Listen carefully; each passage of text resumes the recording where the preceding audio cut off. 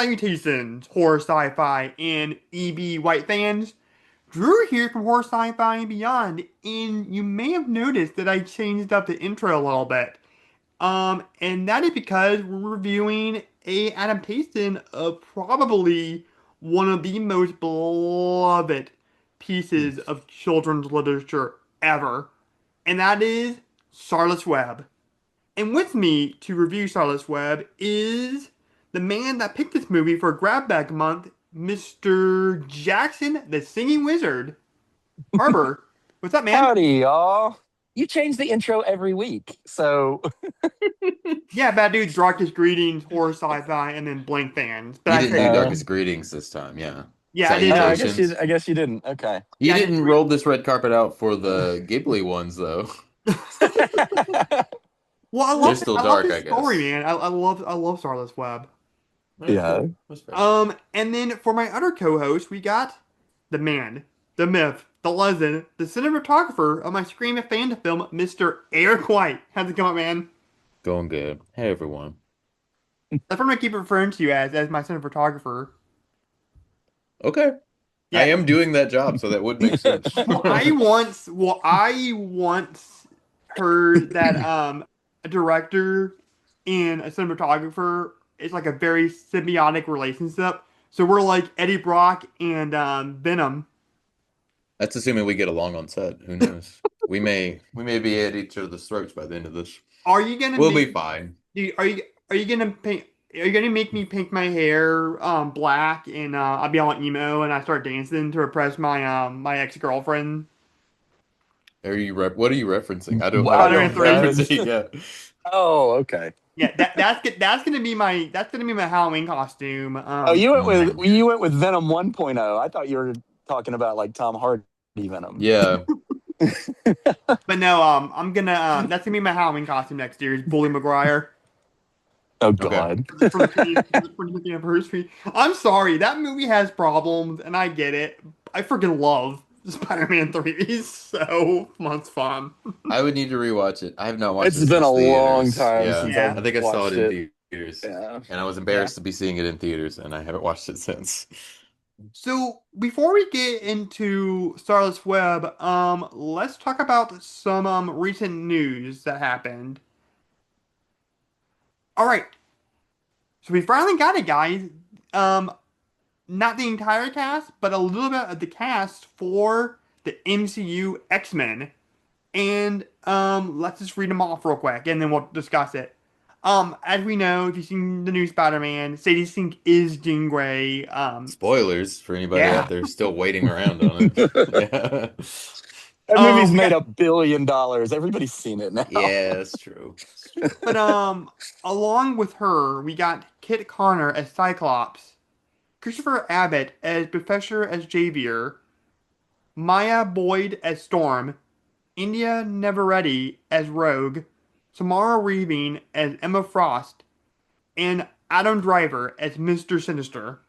So what are some people that stand out to you guys here in this cast list? Who is Mr. Sinister? That's the only I thing I I thought have of when I no heard it. idea who that I was just like, who is. is I this don't character? I entirely don't know what know. his deal is, but I seen him like I seen the X-Men '97 show. Okay. Okay. I don't remember his whole deal.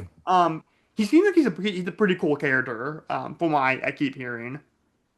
But I I think think it's Adam Driver. funny they finally got Adam Driver. Apparently, they've been trying to get Adam Driver for something for years. Mm. Yeah, Um, but and apparently he's always said no to them. So I guess yeah, he just I Guess trying to guess find this the they is right the finally. one. person. Anyway, Huge Mr. Sinister I mean, fan. Yeah. I don't know. obviously, Indy Navarrete she's, and I apologize on our episode about his obsession. I kept calling her Inda Navarette. I didn't know that the E's were like Mm, hard E's. Mm. So apologies to Ms. Navarrete. mm. Obviously, she is the sensation of the year. Oh yeah. Mm. And Rogue is a great character and one of my favorite X-Men. So Mm. Oh yeah. I I'm think she'll be a into it. really Yeah. good. Yeah, she'll be a really good one. It's just a matter of if she's gonna nail the Southern accent or not. Maybe. Who I mean, I'm knows? sure she'll be fine. Yeah. Yeah. I mean, to me, I think this is all cool and all, but until we like see like a plot, list. Right. I don't really know like a plot summary. Like I don't know. It's cool that they're casting people, and I'm looking forward to it. I like the X-Men, especially like those first two X-Men movies, but Yeah, and like Christopher Days of Future Abbott Past. is an interesting choice. That's Wait, not at all. yes. who is Christopher Abbott? The So Wolfman. Chosen yeah. Wolfman. I know Oh, him mostly from mm, this little movie he did with Margaret Qualley called Sanctuary, mm-hmm. Mm. where he's really good in that movie. But it's Yeah. the opposite type of character from Professor X. So Mm-hmm. I don't know. I didn't like the Wolfman very much, but Yeah. I don't think that's his fault. Movie just has problems. So Yeah, I don't know. I just don't picture him as like there is nothing in his portrayal of the Wolfman that screamed Professor X to me. But hey, maybe I'm wrong. Maybe Marvel and Kevin Feige saw something in him. Yeah. Maybe Kit so. Connor, I know he's been in stuff. He's kind of like India Never Ready. Kind of like this young up and coming star. Um, the only thing I know him is in he's the voice of the Gosling bird in the Wild Robot. That's the only thing I know I've seen him in. Mm, Hmm. So Who's he playing again? Cyclops, Scott Oh, he's playing Summers. Psycho. Okay. interesting. Okay. Yeah, but yeah, but I think he had a good look to him for sure. I can kind of picture it. I think Cooper Hoffman was rumored for a minute. Yeah, That they would have look been similar interesting. too. Yeah, Kit O'Connor and or Kit I Connor don't and know. they look W- similar in build Yeah. and face shape. will this incarnation of the franchise finally give us an interesting Cyclops? Hopefully, Inquiring dude, I minds want to know. well no, Maybe. I keep hearing that I always hear that Cyclops is like a really cool character, Mm-hmm. especially in the Chris Claremont run. Mm-hmm. Hmm. But I just don't get that with James Marsden. And he looks the part. Like James Marsden looks like a really good Scott Summers. Uh, I, Mm. I I think with that, it's probably just poor writing and direction. yeah. Because if you watch James Marsden in like anything else, he's incredibly charismatic and fun to watch. Um, Here's the thing, and this baffles me. But I hate how those X-Men movies, especially the ones that Bryan Singer directed, Mm-hmm. um, are very Wolverine heavy. Mm-hmm. yeah, that's true. And the research that he did to kind of learn who the X-Men are, he watched the entire 90s animated series. Hmm. And that gave a fair balance between each of the X-Men. It wasn't just the Wolverine, so even though he's probably the most popular X-Men. So it's just weird that he made, and I don't know if Singer wrote the first two movies. It is so weird that like it's the Wolverine show where all the other X-Men, get equal share. Yeah. Yeah. From I'm the sure it was probably I'm sure they probably did some like studio polling and were like, name an X-Men. And I'm sure Wolverine probably came back as the only one that people could really remember. Oh And Right. that's yeah, probably why it yeah. became more Wolverine centric. Hugh Jackman was kind of coming up, as like this He lead. was a nobody at that point, though. He had done like He wasn't Kate even Leopold. Yeah. he Oh, wasn't even he hadn't even done that yet. He Oh, wasn't even shoot. the Okay. first choice for Wolverine either. I mean, it was supposed to be Mm. Dougray Scott. oh, I thought he was. Uh, I thought he was some of a big name on stage. I thought, like in the musical Mm. world. maybe in Australia. Maybe. Okay, Yeah. then never mind. Yeah. So but he was nobody when that Yeah. movie. I can't think of anything he had done before that. So But it was supposed to be Dougray Scott, and he passed on it to do Mission Impossible 2. yeah. Mm. It didn't The really work out for cinematic him. classic Mission Impossible Yeah. 2. Yeah. But no, speaking of stage actors, Maya Boyd is Storm. Like I've never heard of her, but she's from what I understand a pretty big deal in like the stage world. Okay, Mm. Yeah. that's All right. cool. Yeah. And then Tamara Reeving, I think is going to be a pretty interesting. That's so good. Yeah. That's such good casting. I love her. Oh She's yeah, me too. fantastic. Yeah, for sure. So yeah, pretty interesting. I'm definitely interested to see who's gonna play Magneto. Hmm. Mm. I wonder if Magneto will even be in it. They've done several iterations of Yeah. Magneto at this point. I don't know. I don't know. Who knows? Oh God, I just got cracked up because have y'all ever watched any riff tracks? Now. Yes. Yeah, I So have. they, on their commentary for the X-Men movies, they're always just going Magneto, Cerebro. And they do it in other movies too. They'll just bring that out. They'll just be like Mm-hmm. Magneto, Cerebro. That reminds me of that part when in the first movie where Wolverine is being introduced to all the characters. And he's like he's like, Magneto, Cyclops, what do they call you? Storm Wheels? wheels. This is the stupidest thing I've ever heard of. Oh boy. But no, yeah, it's pretty interesting. I wonder if they're gonna include Wolverine in this iteration. That out of all the X-Men characters, that is the one I am the most interested to see how they go with it because I think I think Hugh Jackman. I think it's either between him or Sam Jackson as like an actor playing a comic character the most amount of times. I'm sure it Mm. is. Yeah. Yeah, I think they need to save Wolverine. And here's what I think they need to cast Daniel Radcliffe yes, Mm. that'd be awesome. and do like the short king version of Wolverine. Mm-hmm. It's what he was supposed to be. It's Oh how my he's God, written in that the part that comics. He's that supposed to part in be He's short. Deadpool, only like 5'4" in the comics. Yeah. So yeah. dude, that part in Deadpool and Wolverine when he goes to the different And then multiverses. the guy gets off the Mm-hmm. bar stool and he's like tiny Wolverine. Yeah. Yeah, and he makes fun of him. He's like, "Hey, little Yeah. guy, what do you want to be when you grow up?" But no, let's move on to the next bit of news. So I'm sure, like me, a lot of us woke up Monday morning to hear the tragic passing of Scream's star um, Hayden Panettiere passed away, Yeah. which was very shocking. Hmm. He was like 37. He was like a few years older than me. Yeah. Mm-hmm. Very, very tragic. Hmm. Uh, and I gotta say, as far as like the film nerd characters and Scream movies, between her and Mindy, like they're both my favorite. Like film nerd character. Mm. I would love to hang out with both those characters actually. Yeah. Mindy, yeah, not Yeah. so much. He's a little bit too snotty for me. Yeah. No, I'm glad they brought her back in six. Like, I think it gave her a nice little send off for that character. But I mean, I remember Hayden Panettiere from Heroes, like way back in. I Mm. mean, I guess that wasn't that long ago, 20 years I now mean, I almost. But remember her from Remember the Titans. she Oh was yeah. like the little girl in Remember the Titans. I forgot about that. Yeah, and she steals the movie in that. Yeah. And she was just she's such a tiny woman with this Mm. big Mm-hmm. presence on screen.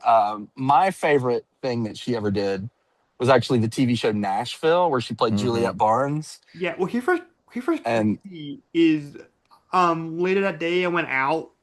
It was workout day, and I need to get some stuff for the move for my Scream movie. Funny enough, and I went to like the movie section. They had the box set for Nashville, with a mm, picture on it. I'm like, oh, sad. It's so weird. It's so eerie that I'm here in Walmart buying stuff for my Scream movie that she was in that series, and then they had the box set for Nashville. And she's featured prominently on the cover, and she just passed away. yeah, Yeah, that's rough, man. I don't know. I was always a big fan of her. Yeah. Like ever Oh yeah. since I saw Remember the Titans, I was like, oh, Mhm. this kid's a star. And then she just kept doing like good work. I mean, she wasn't like in a whole bunch of like great stuff, but Mm-hmm. she was always memorable in the stuff she was in. Mhm. Yeah. And then after Nashville, she pretty much just stepped away from acting. Mm-hmm. And, I guess she had some bad experiences in the industry and she just needed to get away from it. And, I Yeah. was hoping that she would just have Oh, a, oh, oh, I a forgot something normal, else she happy was in too life. that I really love. Mm. She did a voice and I think motion capture in that video game, Until Dawn, the choose your own adventure game. I've never played that. Yeah, it's Yeah, really play good. that. So, So I mean, well, that's one of those games where like depending what choices you make, there's a ton of different endings to that game.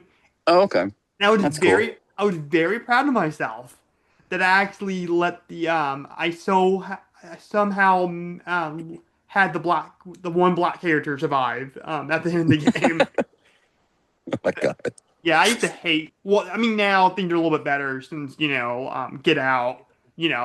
Black people are having more equal It is opportunity. an old, outdated trope of, Yeah, but yeah. I hated that. I get it's horror and you have to have a body count, but it's like, come on, every freaking horror movie that has a black character, they gotta die. It's like Jill's camera operator like got wise to that in Scream 2. She was like, I've been reading your book, and I know what happened to brothers in these types of situations. But no, Anyway, yeah, but no, very, very sad news. Hearing that about yeah. yeah, my heart goes out to her friend, her family and loved ones. So yeah, let's go back on a little bit of a lighter note. Have there been any media you've been consuming since the last time we talked? I've been binging a bunch of TV shows. Mm, I rewatched like all of Silicon Valley, which Hmm. is just mm. one of the funniest things. I rewatched Aaron Sorkin's The Newsroom, all 3 seasons. That gets shorter and shorter as it goes along, but it's kind of a flawed show, but I enjoy it. And now because I don't know what else to do, I started rewatching Entourage, which is not good, but it hits certain pleasure centers, I guess. Kind of an offensive show. Mhm. I don't know, but Yeah. it's fun. It's definitely fun and fun to watch. So yeah. Hmm. Anyway, Isn't Jeff Daniels in Newsroom? Yes. yeah, and he's really good in it. So Yeah, I saw a clip on there where he was giving a speech about like how, marriage is very different nowadays. And it's really powerful. I need to watch it I mean, again. that's Yeah. how the show starts. That's the Yeah. opening Oh, scene okay. Hmm. of the whole show. Yeah. Yeah, that's awesome. Yeah, very, very powerful speech from Mr. Hmm. Daniels. I need to watch it again because I'm not feeling so patriotic these days. Yeah. Yeah, that's fair. Yeah, but I still hold out hope. I'm still I'm a I like to call myself a very realistic optimist. Okay. I don't I'm know. not sure.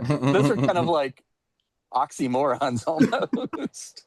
But no, I know, but I do think I do see the good in humanity. It's just I don't know what's yeah, I just Yeah. don't know what's gonna happen to our country. Yeah, I don't know. Eric, you've been consuming anything interesting? Yeah, I actually I just got back in town. I was out visiting my brother, and so like on the plane ride home, I watched The Devil Wears Prada 2. Okay. How Uh was that? and Meryl Streep's wonderful. Okay. It's an amusing show. Stanley or it's funny. Stanley Tucci looks like a turtle without a shell. It was a good time. I had a great time. Kind of like Howie Mandel. Howie Mandel. Yeah, he looks like a turtle with a cell. He Oh, does does kind of he? look I've like a never, turtle. I Yeah. didn't actually say that, yeah. And then I also watched another movie that I'd never seen. I guess I just missed it somewhere in there, called Barb and Star Go to Vista Del Mar. I've It's heard like a that is Christmas. hilarious, but I have not watched it. I slept on it, and so like I watched it on an airplane, and it was amazing. It was just exquisite silliness. Wonderful. I laughed. It was I laughed really too loud. It was like I had a flight at like 5 a.m. and so like I was just laughing in the back of the plane to myself. It was a good time. That's funny. Dude, I was on the treadmill this morning at the Mm-mm. gym and I was watching the outtake for Ted and just busting out laughing Mm-mm.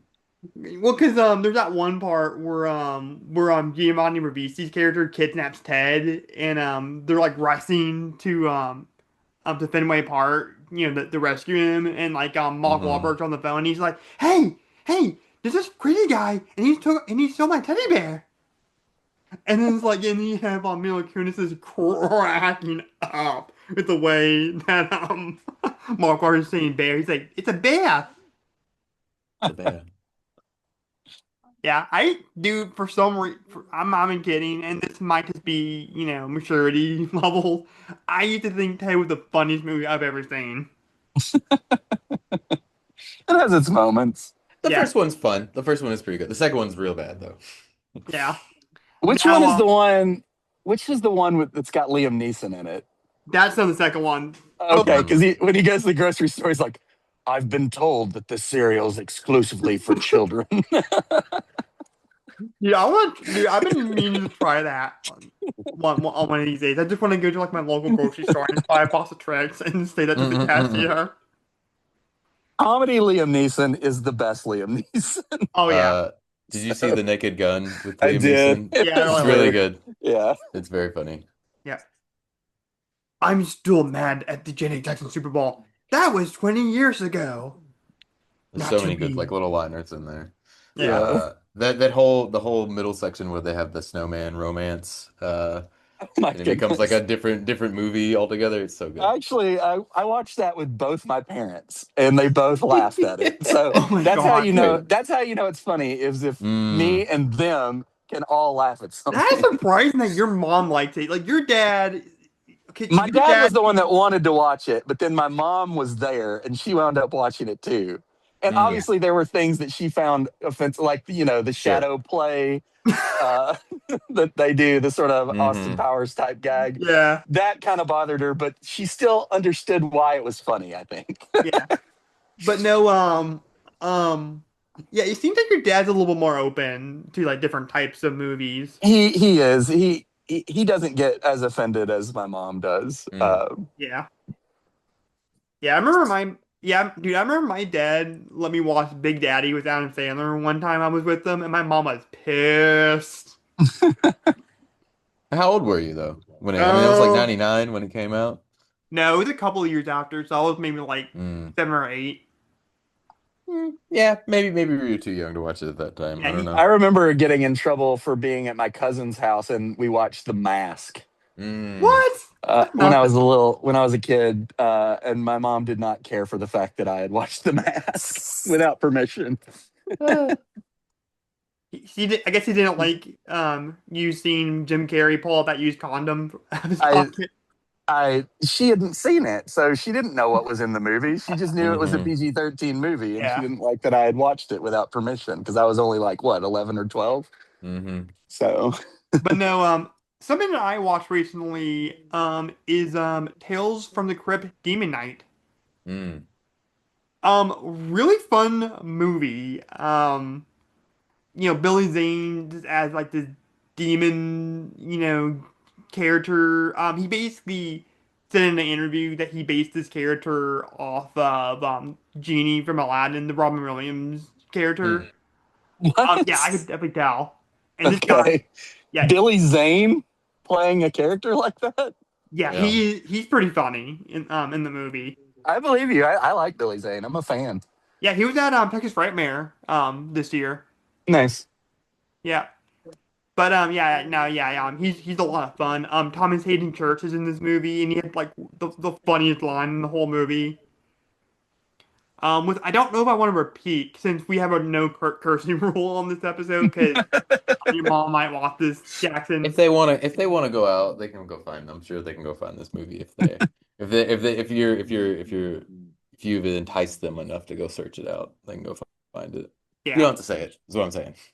Unless you Um, want to, and then you can bleep yourself, but that's on you. but no, he another thing I watched was John Carpenter's Christine. Mm. Finally watched that recently. For a movie from a Stephen King movie about a killer car, surprisingly pretty good.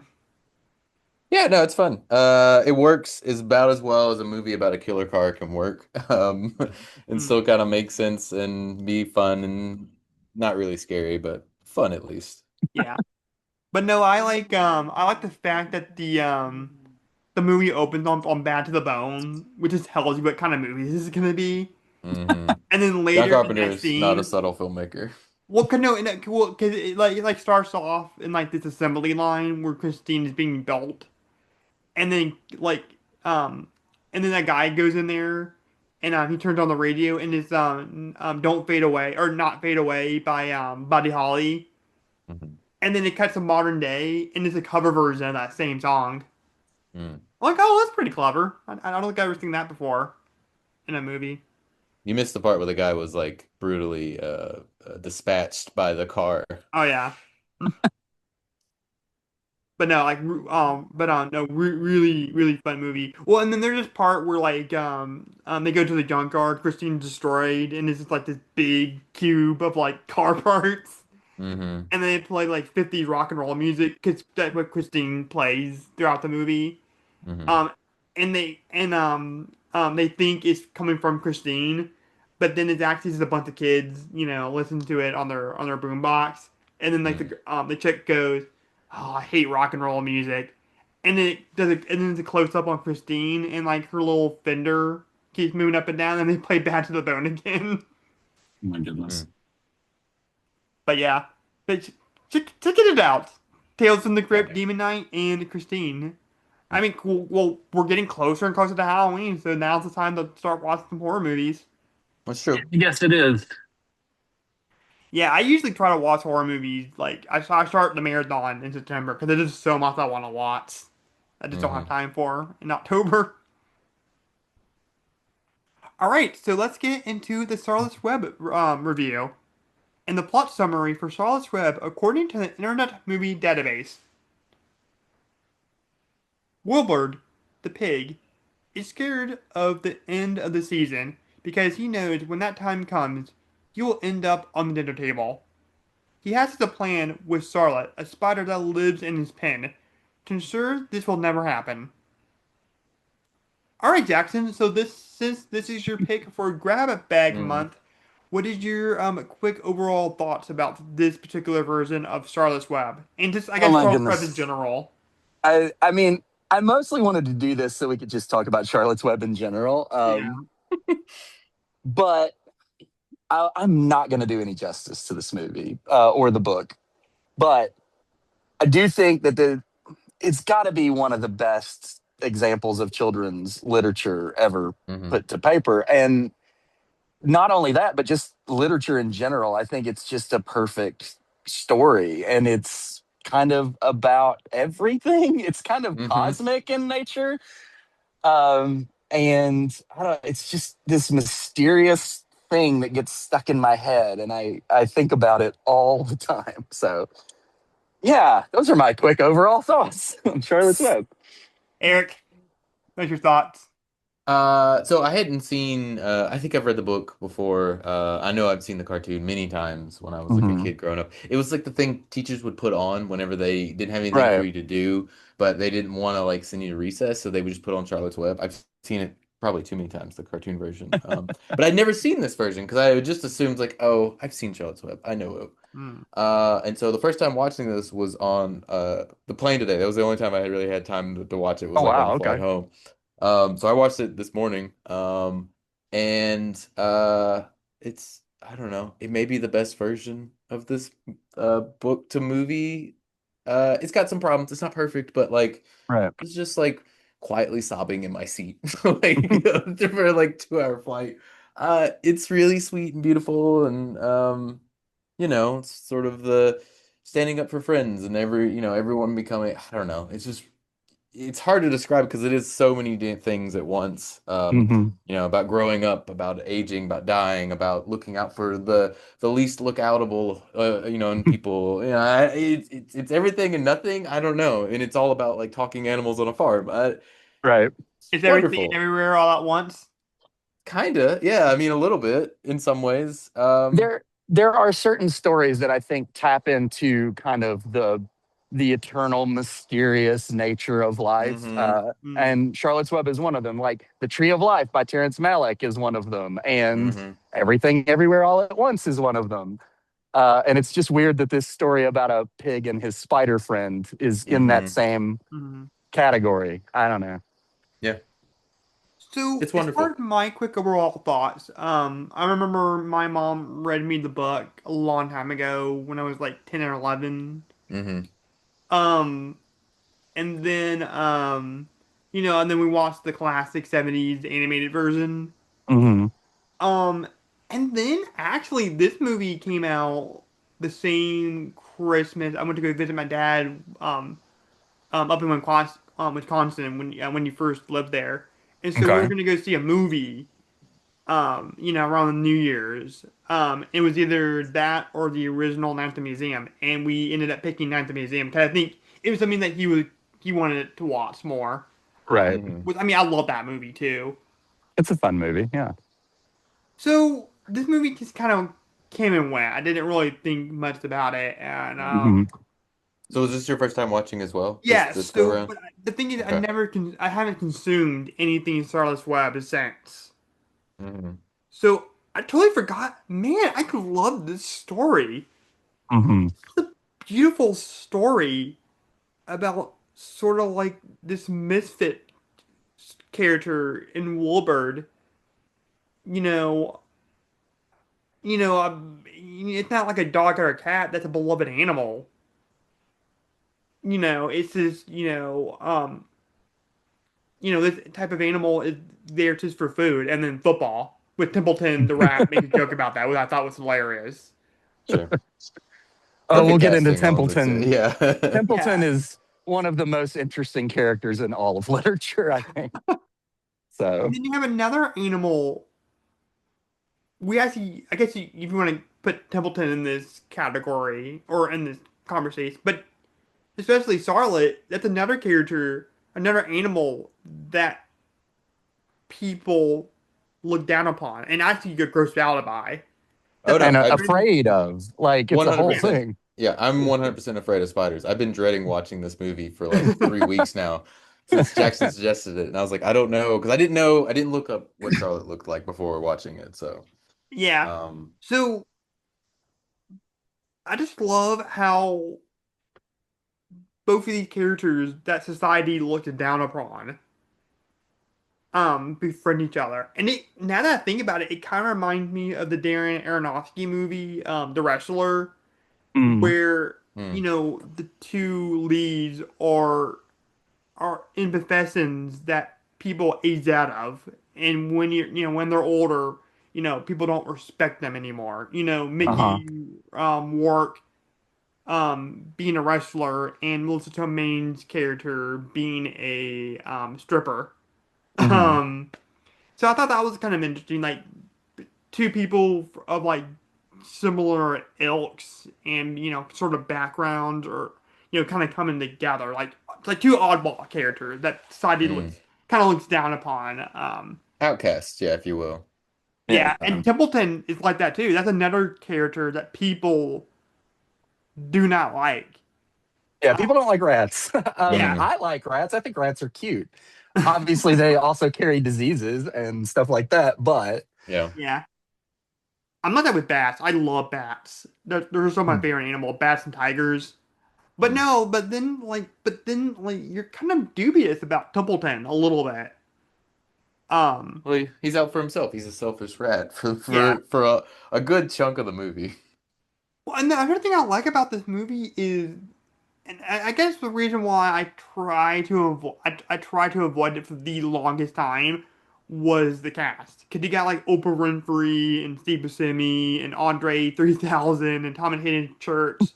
You know, all these big names, and I'm like, okay, it's gonna be one of these movies Hmm. where they're gonna sell it on the cast, and you just get the biggest names ever, and it's gonna Yeah. be, like modern day humor and fart jokes and all that stuff. Which it does There's a fair have. share of Yeah. flatulence in it, yeah. A little bit, but it's not leaned heavily on that. Like, No, sure. yeah, like It the would Yeah, have been it's like a it's pop soundtrack and all that sort of stuff too. I get what you're it's saying, part of yeah. that like early 2000s. Is this a Walden Media movie? I can't remember. I don't know. This But is technically Nickelodeon, I believe. oh, Like is it Nickelodeon okay? movie. But like Walden Media was doing a lot of this kind of stuff around the same time where they would Hmm. take these beloved children's books, Bridge to Terabithia and Narnia and all this stuff, and we're putting out pretty high quality movie Oh, versions I of love those. Vegetarian. Yeah. Mm-hmm. And so this is right in that same lane. And you do think it's going to be, are they going to Shrekify this? And they don't. Yeah. Mm-hmm. They really stick very close to the story. In fact, I just reread the book just a few days ago because it's a short Mm. book. You Yeah. can do it in an afternoon. Mm. And there's even little things in there that it'd been a long time since I'd read the book. Mm-hmm. And I'd watched the movie. I was like, that seems a little far fetched, but no, it's in the book. Like Wilbur doing a backflip. That's in the Yeah. book. Yeah. Well, So you think it's a stupid thing they made up for the movie, but it's not. Yeah. Mm-hmm. so as you guys may or may not know, I don't know if I ever talked about this with my relationship with art and media. I always find it fascinating to see where an artist's headspace was at when they came up with a piece of art, especially when Mm-hmm. I kind of pick a piece of art. And so I was watching one of the special features on DVD, and apparently E.B. White worked on a farm for some time. Mm-hmm. Well, he had a farm in Maine. Yeah. Yeah, So it was where he lived. he apparently had this mindset of like, whoa, no, I wonder how these animals feel, especially like pigs, like knowing that they're gonna like die. Like, what if Mm-hmm. what if an animal like had human consciousness, kind of thing? And he wrote a book about it. Yeah. And it's a very beautiful book. Well, it even gets more interesting than that because on this farm, he actually did deal with a pig that he was going to kill and eat. Hmm. Hmm. But the pig got sick, and he spent several days trying to nurse the pig back to health, and the pig died. Hmm. And he Mm. wrote an essay, sorry, called like "On Failing to Save a Pig" or something like that. Hmm. And this is several years before he wrote this book, because he wasn't really best known as a novelist. He was best known as an essayist and a poet and like a Oh, interesting. columnist. Hmm. Um, Yeah, I don't know anything about him. like he wrote several books. Like he wrote only 3 children's novels, and all of those were very successful. But I think he just had in his head this idea that he failed to save this pig, so he's got to save another pig. So, Mm. hmm, sorry, I'm getting a little emotional. This Yeah. story does it to me. Yeah. So Yeah. I want to ask you this, Jackson. I know you grew up on farms. Is that the Hmm. reason why this movie's so emotional to you? Like, do you like relate to it on that Um, level? I do on a certain level, but not when I was a kid. Like Mm-hmm. Mm-hmm. we didn't really have like farm animal. We would have one occasionally. Mm-hmm. Like my dad is this kind of guy. He's always like trying things. Mm-hmm. So he'd be like, okay, let's get some llamas. So we had llamas for a while. Yeah. And he wanted to like train them to be pack animals for the Boy Scout troop. Huh. Then years later, my dad bought a small herd of Highland cows. Which, do you know what Highland cows are? They're like No. Scottish cows. They're like Oh, really yeah. Mm-hmm. like fluffy, like they have Mm-hmm. long hair and they have big horns. Even the female cows have big horns. And so he had like 8 or 9 of these cows. And so I've over the years gone back and stayed with them on the farm several times to help like build fences and stuff. Mm-hmm. So part of my job was helping to deal with the cows. And I saw some stuff was very upsetting, like calves dying, Mm-hmm. cows dying giving birth. Mm-hmm. I've had to pull a dead calf out of a mama cow with a chain hooked to a 4-wheeler, and the calf was dead. There was nothing we could do to save it. So yeah, I've definitely seen some farm stuff. So yeah, I don't know if my attachment to this story really has to do with that or not, but it's definitely there now that I watch it.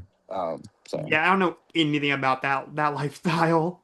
Yeah. Yeah, I've always grown up in the suburbs. My mom grew up in Little Rock, Arkansas. Mm. Back before it was like the big all those buildings and stuff were there. Like we were just basically farmland. hmm Yeah, in the middle of nowhere. I will say this movie does hit differently as like a 41-year-old adult Mm, compared to like a 10-year-old kid. Hmm. I mean, all the themes are still there. They just sort of like hit just a little differently now. Like having, gotten older and, seen people you love pass away and stuff like that. Yeah. And just like seeing how the world treats people more, and it's I don't know. This whole movie hits just a little differently now as like a Yeah. 40-year-old person, which is And which is something to say for a movie that's it's essentially aimed at children. This whole book and yeah. story, He does something really interesting that a lot of like Disney fairy tales do. Hmm. Um the first Superman movie does where it opens up on the book. To Hmm. kind of illustrate to the audience, no, this is the book come to life. And even the Diary of a Wimpy Kid books do that. They'll have like the animation in the That's style true. of the book. I used to be all into And that series yeah. when I And was this younger. one's this and this one does open too, like in that sort of like animated style, like the Yeah. whole opening title sequence. Well, I think that's why the first Christopher Reeves movie was called Superman the Movie. To distinguish it from the comic book. And even the Hmm. Adam West Batman movie was called Batman the Movie. To distinguish Yeah. it from the show and the comic. This isn't the Yeah. show, this is You'd the hate you'd movie. hate you'd hate people to show up to the theater and realize, oh, this wasn't the comic book that I was gonna read. They're just showing you the pages on screen. Well, back then, Wild. like that was new. Like, it's hard to believe that like superhero movies weren't the big thing back in the 60s and 70s. Now it's like Right. it was the biggest thing. Right. But no, yeah, I really like that. How like a lot of these kid stories from literature like start out like the illustrated version of it. Hmm. That kind of gets you into that world. I mean, a Mm. lot of, like I said, a lot of the Disney movies from back in the day did that. With like Cinderella and Snow White, Yeah, Jungle all Book. the princess movies from like the Hmm. 40s and 50s. Yeah, Sleeping Beauty, they all open with the You know, book opening. Yeah. if you notice in Geppetto's workshop in Pinocchio, there's some books behind Jiminy Cricket, and that was a hint that they wanted to do those next. Mm. Oh, okay. That's interesting. Yeah, I can't Yeah. remember what stories they were, but it was like the ones that Mm. they wanted to do next. Hmm. Interesting. Um, yeah, so I think that's real nice. And then I like how Fern kind of treats Wilbur like a child, like a baby. I thought that was really Yeah. adorable. Hmm. Um, Yeah, that's straight out of the book too. Hmm. She definitely puts him in a little baby stroller and rides him around in that. oh So yeah, I remember that. And then we had the mom from the Babadook in this movie too. Oh yeah, yeah, S.C. Davis. I Yeah, didn't know she was in this. yeah, which is I didn't kind of know a great. lot of the cast before going into. I knew Elle Fanning, or is it? It's not Elle Fanning. it's Dakota Fanning. Yeah, the Yeah. code. Dakota Fanning. Dakota Fanning. Sorry. I knew that she was in it, but I didn't know. I didn't know anyone else was in it, and so like, listening to it, like it was really interesting trying to discern who these people were. Sometimes I couldn't tell. I didn't know that Robert Redford was the horse until Yeah. after the facts, which I think was fine. Like you were saying earlier, Drew, is like some of these were like, some of it feels like get some really popular people and throw them into a movie, and some of these I don't know if anybody's going to know that Kathy Bates is a cow. You know what I mean? Or really care that she's Kathy she's one Bates of our and Reba McEntire are the McIntyre, cows. right? That's crazy. So one of the greatest actresses of all time is Hmm. just playing a cow in this movie. Opposite the country music star. So Yeah. the only two people I recognized when I was watching the trailers for this movie was Hmm. obviously Oprah Winfrey and then Andre 3000 because actually he had a I didn't get either show. one of those. Yeah. Yeah, no, he had a cartoon show called Class of 3000 where Hmm. Okay. he was like a music teacher. Mm. So I remember him, and then he was in a band called Outkast. Yeah. Yeah, That little band from Atlanta that no one's really ever heard of. yeah, yeah. Hey, yeah, I Oh like the way boy. you move. I'm not gonna, not gonna, not Hey, gonna fall trap to this. yeah, Stankonia is a perfect album though, so I hey, won't get in. yeah. I do love the crows in this, and I don't remember them from the book or the They are cartoon. not Were in the they in book, there? but Okay. they're but what's interesting is that their names are Elwyn and Brooks, which was E.B. White's. EB. Hmm. Yeah. Those are the EB and EB White. So There were things in this one that I felt like I sometimes I could tell like, oh, that feels like an addition. Namely probably the couple of flatulence and burp jokes that Mm. sort Right. of make their way into it. I also don't remember if the Bo Bridges character is in there. He's only in there for like two scenes, Mm. and That he's that is really from the just book. She does that go is from the visit. book. Yes, she does go Interesting. visit the doctor because That she's felt like worried an addition. Fern is Yeah. delusional. That felt like an addition. It felt like someone trying to just like hammer home, Mm-mm. like, oh, Nope. Fern's gonna grow up and she's gonna grow out of this. Enjoy it. Interesting. Okay. Could have swore that wasn't in there, Oh but yeah, for sure. Um, but yeah, I think the two best bit of casting is Steve Buscemi as Templeton and Julia Roberts as Charlotte. mm. Like she just had like this. Now I don't know how Julia Roberts is in real life. I heard she's kind of not a nice person, a little stuck up. But like, man, like, yeah, you want to get somebody that's very like angelic as his character. Hmm. Mm. I know that there was a recent audiobook version where I think Meryl Streep was the narrator. So Meryl Streep is the narrator, but they do it with a full cast, so she does not play any of the characters. Oh, Mm. Because that's the version that I listened to most recently. Mm. okay. Then who's And it's very not good. in that version? Yeah. The rest of the cast is like nobody I've ever heard of. Okay. Mm. So she's the only like big star in that version, and Mm, she's the narrator. Of course, in this movie, they get Sam Shepard to be the Yeah. narrator, who's like one of the great actors and playwrights of his generation. yeah, Hmm. I've heard of Um, them. I'm not familiar with them. You seen he was Still Magnolias? yeah, he was big in like I've the seen '80s. I've seen like Hmm. the last like part of it. He's in that movie. I'm trying to think of things you may have seen him in. The Right Stuff. Did you ever see The Right Stuff? All the right stuff is so good. And It's that's really good. the astronaut movie. Hmm. Yeah, and Yeah, that's got a great cast too. But he plays Chuck Yeah. Yeager. He plays Yeah, the first yeah. guy to ever cross the sound barrier, and okay. but he didn't. But he doesn't get picked for the space program, and he's very upset the rest of the So movie. upset for the Yeah, entire always three get hours of it. always get the right stuff and all the right moves mixed up. Mm. Very different. Yeah, Hmm. One of Tom them is Cruise about dances in one. Yeah, and astronauts. yeah. but Yeah. yeah, but no, but yeah, I think Julia Roberts is so good. And my favorite line in this whole movie is she says it's like a web. You build it, you wait, and something comes out of it. Hmm. Sort of Hmm. like that Field of Dreams. If you build it, they will come, kind of thing. You have to put in the effort, and then maybe something will happen. But Yeah. also that's like putting in the effort to another person, another human being. In this case, Wilbur, like Yeah, well, no this one is like believed in life Wilbur, advice. but she's putting in the effort for him. You know what I mean? Like she's putting Yeah. in that hope, and that belief in him, and that's what makes him great. Well, It's like yeah, someone believing in you finally. I don't know. It's really sweet and Which wonderful. brings me to my first sort of master's thesis type takes on this. And I'll get Okay. into a couple more as we go along, but this is the first one is that Charlotte's Web as a title is so perfect, not only because the web she spins is the Mm. main drives the story along, but because the whole story is sort of structured like a web. It's all about interconnectedness. hmm Hmm. And,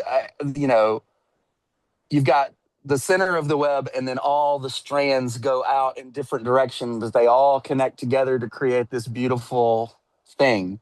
Because a spider's web, like, yes, it's frightening in a certain way, but it's also just this exquisite work of art that a little arachnid does. Hmm. Like, like shoots this beautiful thing out of its butt. What? I mean, that's crazy, right? It's crazy that spiders can do that. Hmm. So that's my first take is like the whole book is like a web, Hmm. and the movie by extension, because the movie is, as we said, a very faithful adaptation of the story. Sure. Oh Sure, sure, yeah. sure. So, And like any good web, really, like this beginning doesn't exactly continue all the way to the end. Like in this case, Fern sort of dips out before the end of this Mm. story. You know what I mean? Oh, I didn't think. yeah. She's growing up. She's growing up past, past these sort of like not as childish things almost. She's becoming like her own person. Yeah. Hmm. Well, this is And she also. doesn't need them anymore. Well, I mean, we are talking about lots of horror movies, leading up to October. Like, this is a really good like November, Christmassy kind of Yeah. movie, I for think it was families. released around Christmas. I think this one was like either November or Christmas of Yeah, 2006. probably. Yeah. Yeah. Yeah. But no, One of those yeah. heartfelt, gather the family, we're going to the theater sort of thing. Hmm. Then we're going to go home and eat ham. Yeah. Apparently my dad Right. didn't want to watch this movie. He wanted to watch Against Museum with Ben Stiller. Yeah. What that movie's turning 20 years old too. Oh, that movie's Hmm. 20 years old. That's crazy. We gotta review that at some point. Oh my goodness. But maybe, well, I know Eric wants to do Kiss Kiss Bang Bang for the Christmas special. Maybe we'll change it to That's not in Magic. our wheelhouse, though. That's not really the kind of movie we do. Okay, well, Was I? Yeah. I made a rule with the Christmas special that it didn't have to be horror, sci-fi, or fantasy. I guess. I mean, Home Alone, technically. Although we did say that it's a home invasion movie, thus a horror subgenre unto itself. Sure. Uh, Wait, is it my pick for the Christmas movie though? yeah, Because I won't pick Kiss Kiss Bang Bang. I'll pick something else if that's the real choice, I guess. oh, but I wonder. No, I want to. Well, I want to promote that episode by reenacting the final saw of that movie. You can still do it if you want to, but I'm gonna pick a different movie that we're gonna review. I was gonna play the Downey part, and you're gonna play the Kilmer part. I'm gonna pick something else. Okay, Okay. what else then? We've Mine- got way off now. We've got We're way off the rails. Um, so I gotta say, my one of my favorite scenes in this movie, one of my favorite shots in this movie, is that painting transition shot during the sun pig scene. Um, when the pastor tells Fern's parents and the Zuckermans not to tell anybody, and it kind of pans across, behind them, hmm and So then Dolly's behind their heads, and then we run in the new and then location. it like stop or Yeah. not, then stop it. It goes to Mr. Zuckerman, and then it transitions to her telling somebody in town, Hmm. and then that becomes a web in a way, Yeah. where it just kind of goes around. But Hmm. yeah, I thought that Mhm. was really cool. I mean, as you guys know, I love my wonder shots. But that's a really cool one. That might be one of my favorite wonder shots. It's up there for sure. I got to really think about my favorite wonder shots of all time. Oh Yeah, my I mean, this goodness. movie does do like a lot of really great visuals Hmm. for the most Mhm. part. Like, there's a lot of there's some clearly like some puppets involved. Like, a lot of times those ducks are puppets. She picks up Right. like a pig puppet early on when she's like Hmm. carrying it to school, mixed with some like really good CG and some okay CG at times. Yeah. I think the one that I think maybe a little too far sometimes is like they do a lot of like web stuff and we do a little too many like maybe matrixy shots like through water into the web and things like Yeah. that. But nitpicky. But I mean, for the most part, this movie looks great for Hmm. a Yeah. And 20-year-old movie. I don't know this director. What else has he done? Not a Devil Rose, lot. not Devil Rose product. He did Bride Wars. He did Bride Romeo and Wars. Juliet. Really?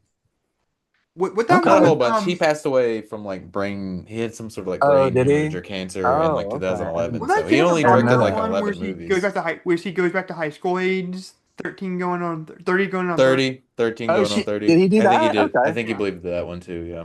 Huh. Okay. Some of those movies make sense for this guy.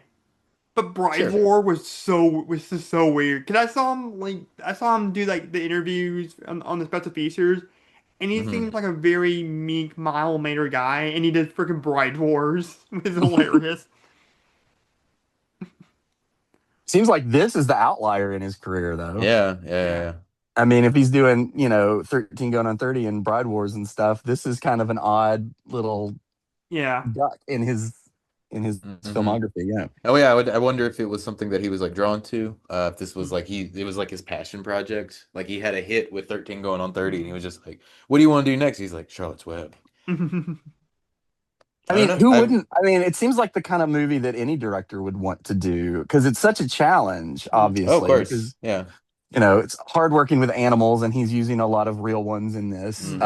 And then he's using a lot of visual effects. And it's just it's such an odd story for film. It works so wonderfully as a book. Hmm. But, there are two films and one television adaptation that I know of Charlotte's Web. So there's the original one from the 70s. It's animated. Mhm.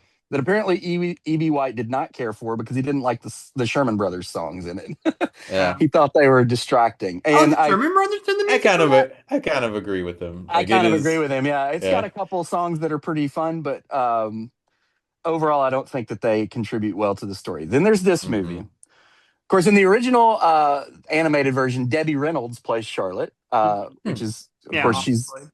mother of Carrie Fisher and accomplished actor in her own right. The Halloween Town movie notwithstanding. That movie sucks. Anyway, Yeah, I'm not a big fan so of it nowadays. most recent adaptation of Charlotte's Web was on HBO Max, and it's like a 3-part miniseries. And it's also got an all-star cast. It's got Amy Adams as Charlotte, and then Elijah Wood shows up in the second or third episode as like a more grown-up Wilbur, because they do two different actors. They do like a child actor, and then Elijah Wood plays the more grown-up. That version is not great, but it has its moments. But they do a lot of padding the story. Like I mean, to they get throw it in to 3 episodes, yeah. they throw in probably. whole like plot lines that are just completely invented from whole cloth. I'm surprised they didn't do it like the last season of Gilmore Girls, where each episode is like a different season in that year. I mean, it would work for Charlotte's Web because I mean, the seasons changing is a very important part of the story, and White talks a lot about that in the book. Like there's one chapter that's just called The Crickets, and the whole chapter is just about the transition from summer to autumn. And it's all and of course E.B. White is known. Oh God, I'm getting on so many tangents because there's so much to talk about. So E.B. White is a very precise writer. That's his whole thing. The words he chooses are very important, and we'll get into that in a bit. But the seasons changing is very important to the story because you have to feel the passage of time. I don't know where I was going with that. I told you I got you. This story gets me in such a mood, and I'm so overwhelmed by it. All right, Yeah, somebody so- else say something about Charlotte's Web, or I'm going to keep rambling. Drew, what you got? I don't know, man. I just love the story, man. This story is really beautiful. Um,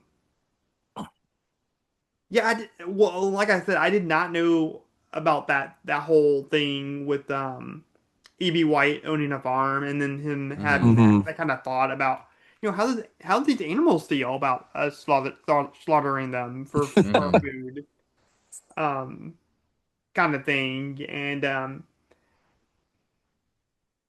yeah, this movie almost made me want to be a vegan in a way.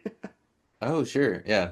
I mean, it There have definitely will make you been- look at your There have been food. movies that have turned people into that. Like I remember reading that like a lot of the people that worked on the movie Babe, which is also about a pig trying to avoid getting slaughtered and eaten. A lot of those people switched to being vegetarian after that, like James Cromwell included. And George Miller, I'm pretty sure at some point was. Yeah, but I'm kind of mixed on that a little bit. Because like, why are we? I think the reason why I'm for eating meat is because we're biological. We have we have like those two front teeth that has us able to chew meat. Yeah, and then we were able to digest it. So sure, but that was also at a time when sustenance of that nature, protein and such, we were only able to really gather that from limited resources. Oh yeah, a lot of which was meat. Is it evolution that had us develop those canines? I don't know.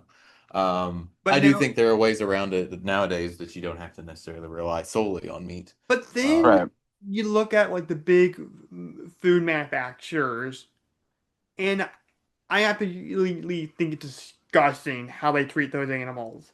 Sure. I don't have a problem with eating animals, but it's the way you go about it. Is my issue. Would you eat Wilbur? Is that what we're getting towards? No, I would not eat Wilbur. Why not, though? I mean, He would probably be slaughtered ethically. Like he would be, I would not eat Wilbur. I love Wilbur. The character Yeah, of you Wilbur. do. So that's the whole point of it is that, you're putting a face and a personality to it. Like he's some pig, he's He is not Well, I some mean, well, just pig. a pig. I think that's the Yeah, point of the story. Is putting in of course. personality to that. Sure. It should Um, at least, question it maybe. Or just think about it. You don't have to question it. yeah. If you don't eat meat, it's Honestly, so so, completely your well, no. Here's choice. the thing. Even if they kill Wilbur and turn him into that future football that Templeton referenced in the Sure. movie, and that future football became a Super Bowl winning Eagles football, I still wouldn't want Wilbur to die. Because Well, I Wilbur's just so appreciate that. adorable. I love Wilbur. I relate to him. The performance they get out of this pig, and I assume a lot of it is CG, but there's something in his eyes that whenever Charlotte's passing, like it is heartbreaking. Yeah. And I don't know what it is. Well, a part But of it is that Danny Elfman's score underneath it that's true too. is Yeah, giving just you a lot of ground to hmm I didn't know Danny opened at the score.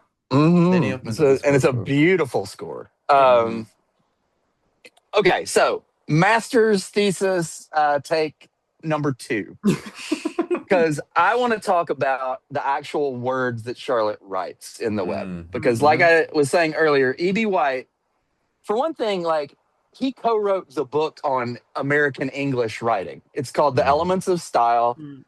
He revised an older book by a guy named I think it was William Strunk, and White built on it. And it is literally, it's like studied in college writing classes on this. If you want to write good American English, this is how you do it. So there's no wasted words in any of E.B. White's writing, and he's very deliberate about it. So Hmm. Charlotte writes a cumulative of 5 words in this book. So she writes some pig, terrific, radiant, and humble.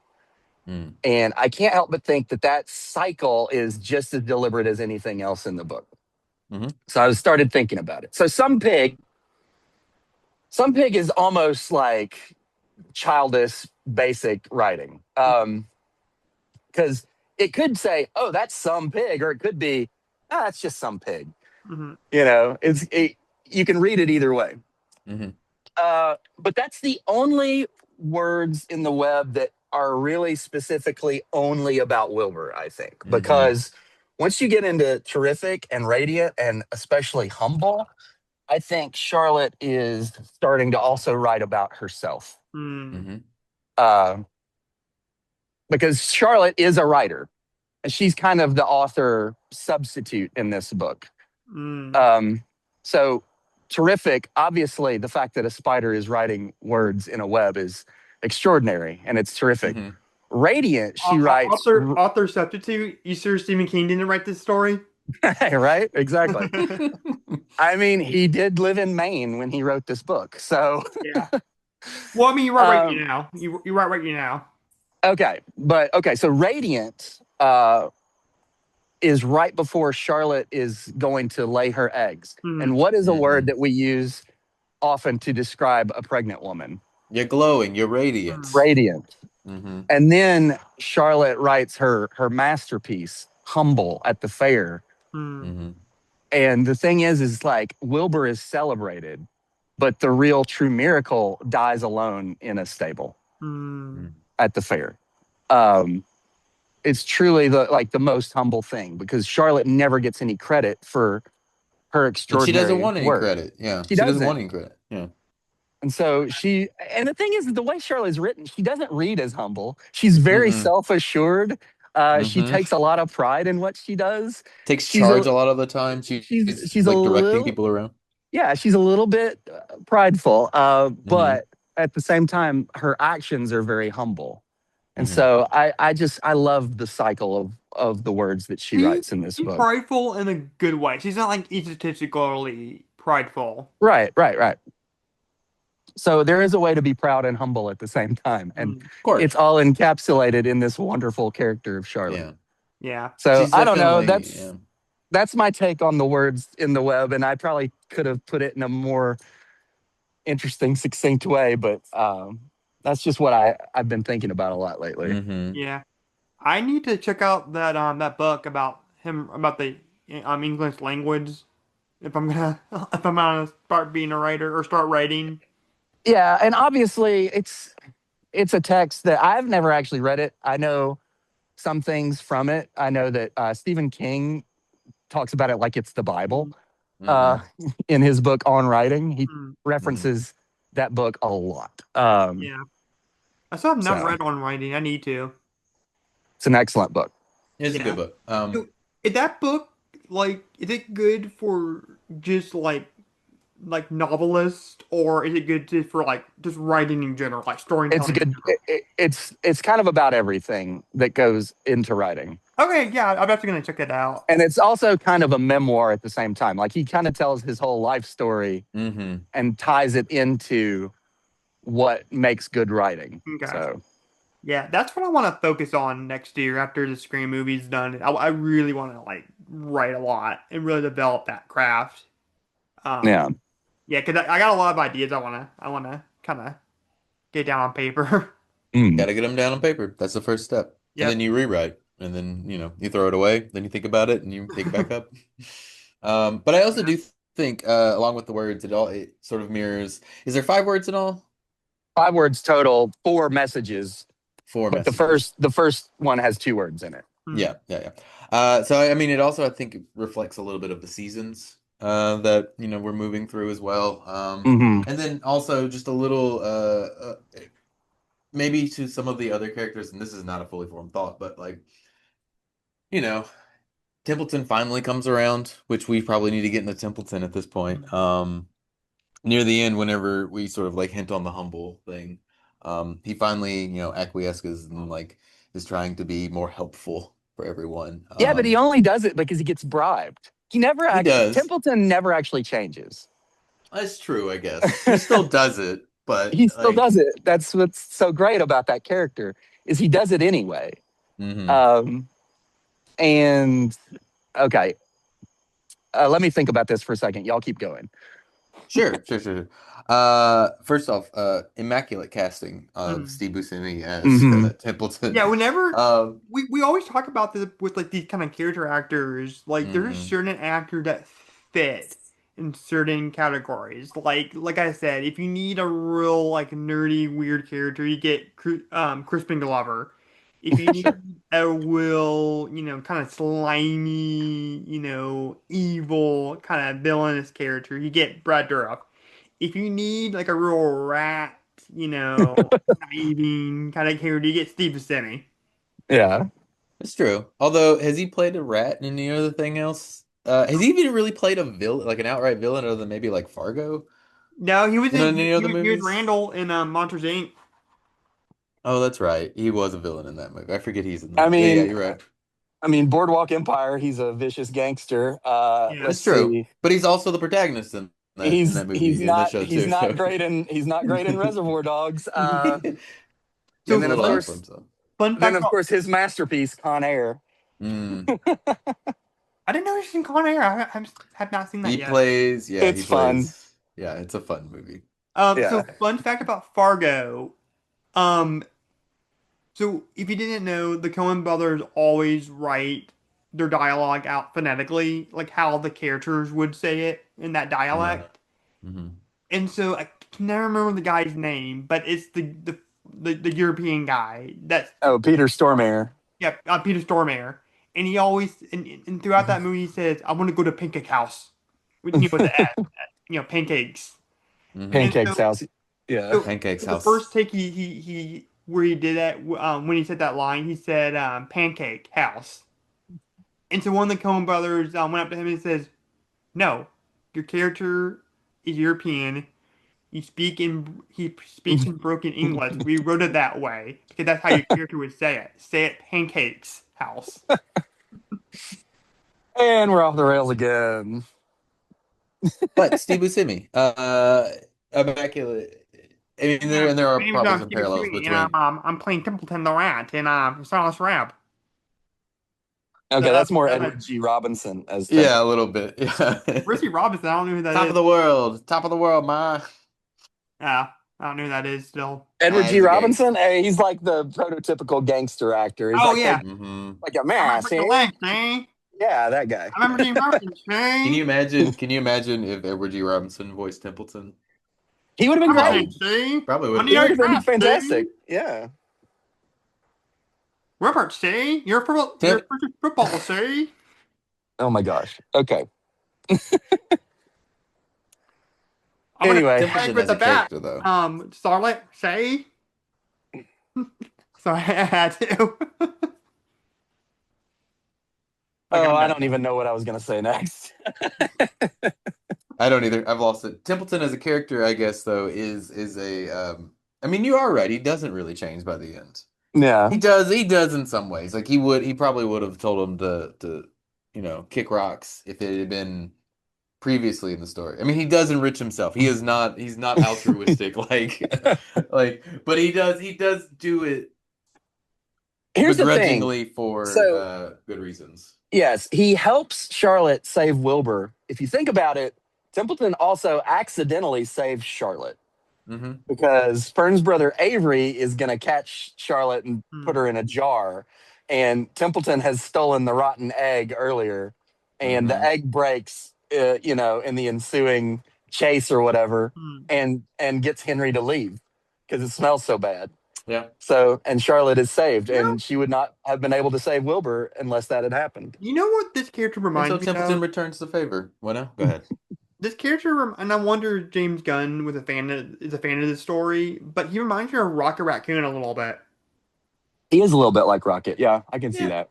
Yeah, very like skeezy, very reluctant to do the right thing, but he does it anyways. Yeah. And him and Charlotte are sort of like the inverse of like the same coin, like a creature that people despise or Mm, fear, and Yeah. then while Charlotte is probably more, forgiving and can see good in people, Templeton is sort of like internalized all that yeah, sort of like stuff, Hmm. and so it makes him selfish because he doesn't know any other way to be. yeah. Um, he's a rat. In the HBO Max version, it's kind of interesting because it also has, like I said, an all-star cast, and Hmm. Randall Park plays Templeton, Interesting. and he's very Randall good Park. in it. I still don't think that adaptation is totally Mm, successful because I think Mm, one, it's not that well animated, and two, they, like I said, add a bunch of needless stuff to the mm, story. mm. But Randall Park is really good as yeah. Templeton. So, do you guys have anything else you want to mention before we get into fair part and least fair part? I Oh feel like we could God, I probably could go keep on. talking for a while. Yeah. I could go on about this story forever, but I don't know that I would say anything useful. All right, Jackson, what is your favorite part and least favorite part? Favorite part, I think, is the scene where Charlotte is first spinning the web, Mm, Mm. and it's just her, like, and it's all CGI, of course, but it's pretty well done. But it's also because the music underneath it is so gorgeous. It's like mm, some of Danny Elfman, because Danny Elfman, he has his bag of tricks that he goes back to, but he can do more Hmm. than just that. mm, He can really, like, he can do a really emotional, understated score when he mm, wants to, and it's Hmm. not just like bump bump bump bump bump bump bump. That's normal Danny Elfman mm, mode. But I just love it because it also, how Charlotte is like, and up and to the right. And, mm. she's like narrating her Hmm. movements as she's doing. That's straight out of the book. Yeah, So I think that sequence is so wonderful. And it makes you look at a spider in a completely different way. mm. Hmm. It's like what they do is beautiful. It's terrifying, but it's wonderful. It's just like it's nature's magic Right. right there, Yeah. Yeah. Well, I think that movie, we forgot to talk about that. That movie kind of, in this whole, seasons, changing the seasons kind of thing. Hmm. This movie kind of touches on like nature. Spiders, Yeah. checks his flies, death is always a thing. Sure. Yeah. Um, Yeah. well, There's is no this movie? stopping it. And that's the Even. other thing that makes Charlotte so wonderful as a character is that she is a predator. Like Yeah. she is a stone cold killer. And Hmm. of course, Wilbur, that terrifies him at first. It's like, I don't know if I've made the right type of friend here. and then she does what she does for him, and it's the most Mm. amazing thing you'll ever read. So, Right. okay, What's your least least favorite favorite part? part.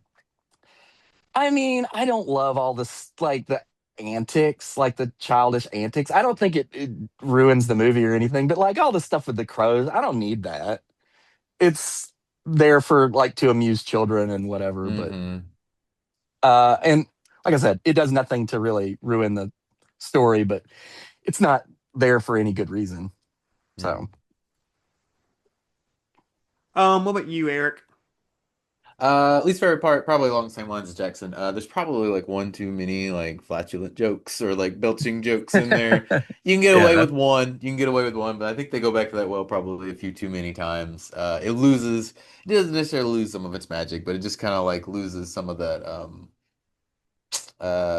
prestige around it, I guess. I don't know, just you can only do a cow, tooting a few too many times before it's like, oh, we're in that kind of movie. A lot.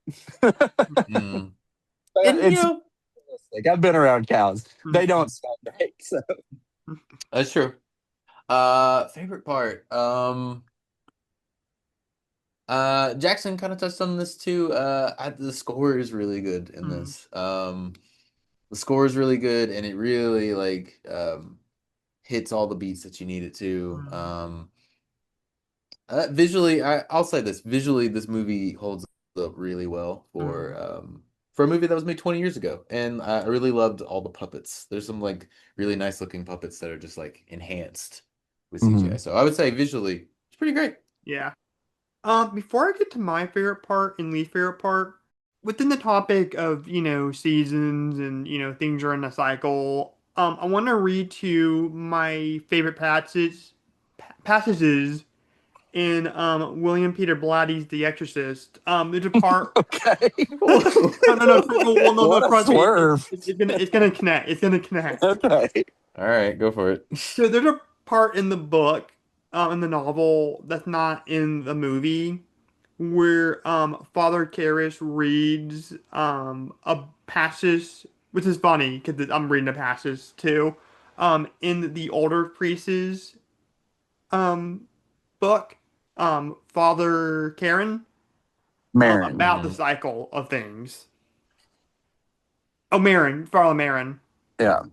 Yes. And so the passage in that book that he was reading goes, "We mourn the blossoms of May because they are to wither, but we know that May is one day to have its revenge upon November. But the revolution of that solemn cycle which never stops, which teaches us in our heart of hope ever to be sober, in our depth of desolation never to despair." And I Hmm. read that, man, like that gave me chills. This idea that, you know, seasons, go into a cycle, Hmm. death and birth is in the cycle. Kind of like how good and evil is in the cycle. And I Mm. don't know, I just talking about, things going into a cycle and connected with, with webs and seasons and death and birth and all that stuff that this story touches upon. Made me think about that passage from that novel. And I don't know, man. William Mm. Peter Blatty should get a lot more credit. Um, Hmm. well, that's the thing about it. I mean, William Friedkin was a very controversial figure. Did things very unconventionally. Hmm. The one thing I will always give him credit Yeah, to for, say the least. I would not want to work on one of his sets. yes. But the one thing Gotcha. I'll always give him credit for was whenever anybody said that story in the story of The Exorcist is brilliant and you did just such a good job, he Hmm. always gave Blatty credit. Always. He was like, Okay. no, it wasn't my story. It's Mr. Bradley's story. I just interpreted Hmm. it in cinema. Hmm. And it's one of the best, adaptations on the screen from a novel. It's beat for beat from the book. Um, Hmm. yeah, so I just want to talk. I just wanted to talk about that. Just read The Exorcist. It's great. Hope you enjoyed this children's movie. Let me read Now a quick go. passage. Yeah, No, go but watch that the little passage, girl that's pleasures herself with a cross. oh gosh. Um, yeah, but that passage was really beautiful, and that honestly sounds like something that could have been in Charlotte's Web. Mhm. Yeah. So yeah. So yeah, I'm gonna go. My favorite part is that painting shot. Mm. Of the pastor telling the Fern's parents and the Zuckerman not to tell anybody, and then Mrs. Zuckerman tells somebody in town, and then it kind of spreads. I love that whole scene. Hmm. Least favorite part? Couldn't really think of anything. This movie just is so lovely. Uh, Nice. Hmm. yeah. Let's go to rating. Eric, what would you rate this movie out of 10? Solid 8 for on first watch. It may be something that I continue to revisit, and it may jump up my list Oh as yeah, I move sure. on. Yeah, that it left me with a lot more to think about than I initially anticipated because I'd seen Charlotte's Web before. I don't know. Hmm. I was just kind of floored by like how this kind of hit differently for me this time, but you know. What about you, Jackson? I mean, the book is like a 27 out of 10. It's just so wonderful. The movie, I think, is an excellent adaptation. Like I said, it's a little childish in spots because it's like, mid 2000s kind of stuff. Yeah. So it's still, this is tough because the story is so wonderful, but I think the movie is like an 8. Yeah. An 8. Mm. Hmm. But no, I'm gonna give it a 9 just because and it may change, you know, if I read the book again, which I do plan on reading it next. Hmm. Hmm. Um, but yeah, it gets a 9. So I give it a 9. Eric gives it an 8. Jackson gives it an 8. And that means the official horror sci-fi and beyond score for Charlotte's Web, the 2006 remake. Um, gets 2006. yeah. So Jackson, do you have a hypothetical this episode? Oh, I was trying to think of one and I just couldn't for this. I don't know. You got anything you want to? If you could eat any talking animal, which one would it be? I don't know. Oh God, no. God, no, no, We no. don't have to answer that. We don't have to answer that one. So I got a top five animal characters. Oh Okay. goodness. Yeah, I don't know Okay. if you guys ever did one. I thought about it. I Hmm. didn't make an official list, but I can probably rattle some off the top of my head. Yeah. Okay. But you go ahead. You go ahead. Okay, I'm gonna do my honorable mentions real quick. I actually Mm, did write them down this time. good. Frank the Pug from Men in Black, Daffy Okay. Duck, Bruce the Shark from Jaws, Mm, Scooby-Doo, Snoopy from Peanuts, Pinky and the Brain, hmm. Mojo Jojo from Powerpuff Girls, Mikey from Mm. Ninja Turtles, Buttkiss from Rocky. Yo, Buttkiss! Buttkiss! Dexter from Night at the Museum, Chester Cheetah, Tony the Esther Tiger. Cheetah. Yeah, man, he's the coolest mascot ever. Okay. Tony the Tiger, Caesar from Planet of the Apes, Airbud, Church from Pet Cemetery, and Donkey from Shrek. Mm. Okay. Such a weird list of honorable Oh mentions. yeah. So my top five, number five, of course, I'm a big Philadelphia Eagles fan, so I gotta go the mascot, which is Swoops, the best Mm. mascot in NFL history, in my opinion. Fight me, fight me. Um, well, also I mean I think that's the best logo. I mean, it might be a little bit, I might be a little biased on that, but I like Swoops. And if someone wants to buy me a Swoops plushie for Christmas this year, Eric, I'm, I'm kidding. Number four is gonna be my favorite Shrek character, and that's gonna be Puss in Boots, voiced by Antonio Banderas. Okay. Yep, the sexiest Latino man who ever lived. Is he? It's not. That's debatable. That's debatable, but It, it, It's Spaniards? Are they Okay, Latino? so no, they are not No, Latino, they're not Latino. but Okay, they are Hispanic. okay, the Yes. second Hispanic man who ever lived. That's also Yes. debatable, but yes. I disagree. Antonio Banderas is hot, especially in Desperado. Hey, children, enjoy our movie top five children's edibles. We talk about how sexy Antonio Banderas is. Um, I mean, he's so very sexy, so yeah. It's true. It's true. I think Eric's gonna get tired of me talking about this movie, but number three is gonna be Benny the Monkey from The Fablemans. The thing, I the forgot thing, there was even a monkey in that movie. Oh, that's one of the best parts of the movie is when they get the Oh, monkey and shoot. it's just chaos. well, the thing is, they don't. This monkey doesn't do anything like real significant in the movie or real super memorable. But I like what the monkey represents. It represents um Maisie's Fableman's need for chaos and fun in her life Yeah. Mm. after this move because obviously Uncle Benny, played by Seth Rogen, didn't move with them to California. That monkey is a cry for help. That's all that tells me. The lady No, I needs love that help. movie. I don't care, Eric. That's my favorite movie of all time. I didn't say anything about it. You're the only one bringing it up. Number two is Mufasa from The Lion King. Mm.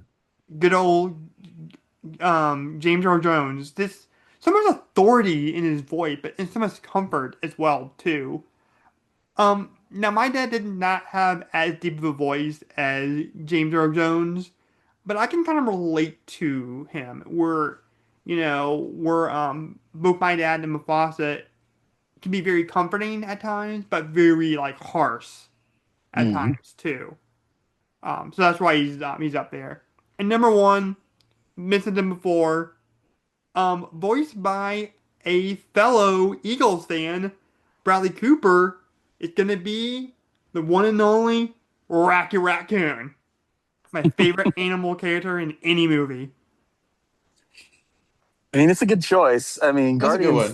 Yeah. Guardians 3 is Whew.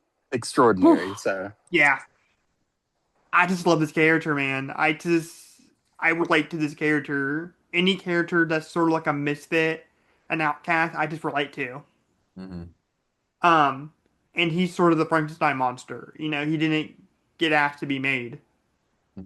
And that scene, and so throughout the entire Guardian saga, where various characters, including Star Lord and Tony Stark, keeps making fun of him that he's a raccoon, and even Tony Stark in Endgame calls Build-A-Bear at one point, which is pretty funny. And then that scene when he frees all the raccoons from the High Evolutionary, and he accepts his label as raccoon. Oh man, that is my favorite all-time Rocket Raccoon moment. Like, oh man, like he finally embraces it. Hmm. Third It's movie's pretty great. Second movie's pretty great. And yeah, I first one's feel pretty like great too. two. So I Two don't know. two is my all-time favorite MCU movie, but three's really good. mm. Yeah, all three of those are That's really my good. favorite. That's my favorite. That's my favorite series. Like sub-series in the Hmm. MCU. It's Guardians. It's definitely the most consistent of Yeah, all of them. Yeah. yeah, easily. Yeah. Eric, you got anything? Yeah, I made a top five. These are in no particular order, and I did not put as much thought as you did into them. But so my bottom one is the Chaos Reigns Fox from Antichrist. Okay, then you No, make Nice. fun of no then you make reason, fun of just me for wanted bringing to. up The Exorcist. I thought it was fun.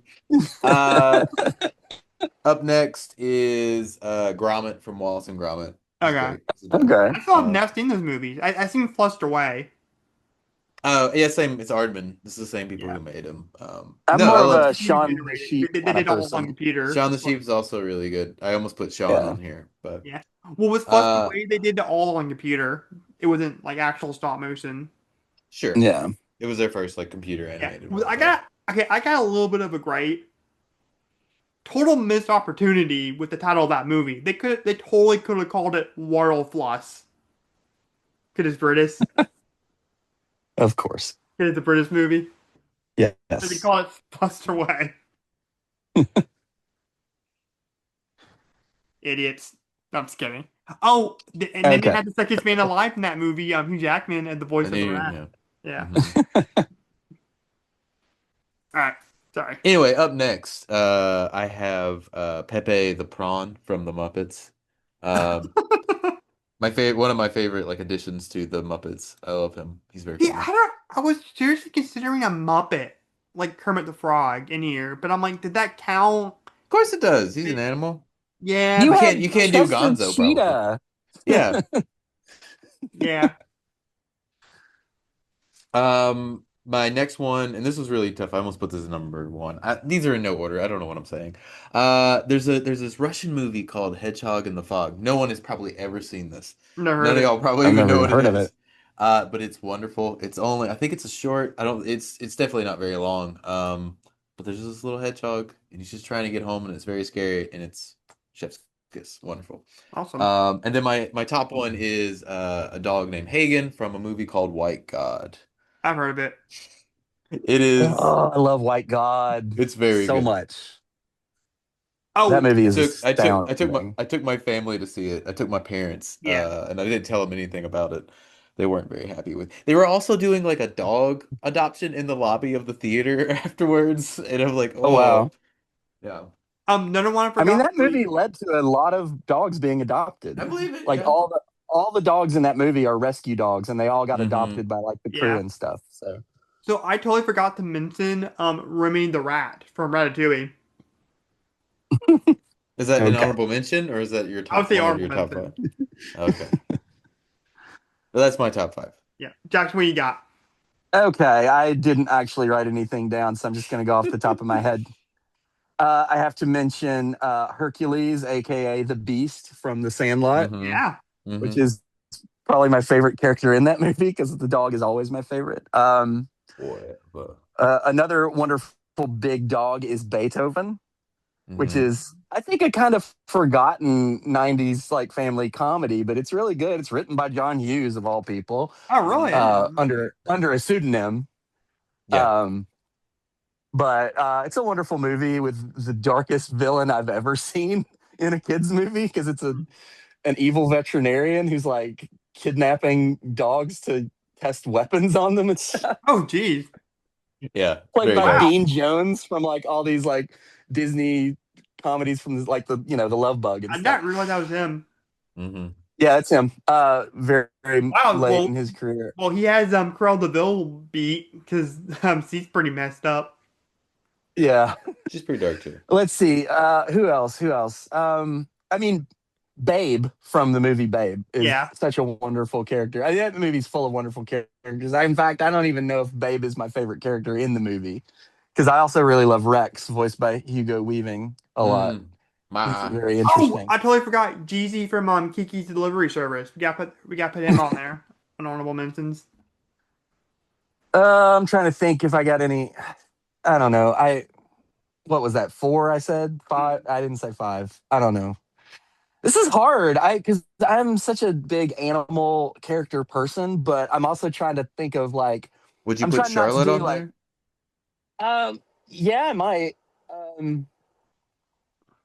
Not necessarily. I mean, are we just doing movie characters or are we just including Any anything? Well, I didn't do movie any old characters. one. True, because Yeah. Drew had like the Eagles Chester mascot on his. Cheezo, yeah. Yeah. So Or yeah, Pinky I and the guess Brain. I'd have to include Charlotte. In fact, I asked Drew the other night. I was like, "Do you relate more to Charlotte or Wilbur?" And he goes, "Wilbur," and I go, "I." My answer is Charlotte. Weirdly, is the character I relate to in the story. Hmm. Why is Um, that? I don't know. I'm trying not to do like anthropomorphic animals. Mm, Mm. I don't Hmm. want to do like the Disney Robin Hood or anything. yeah. I'm Sure. trying to think of like animals that are actually like animals. Yeah. What, Lola Bunny's I not don't number know. one? Well, bunny.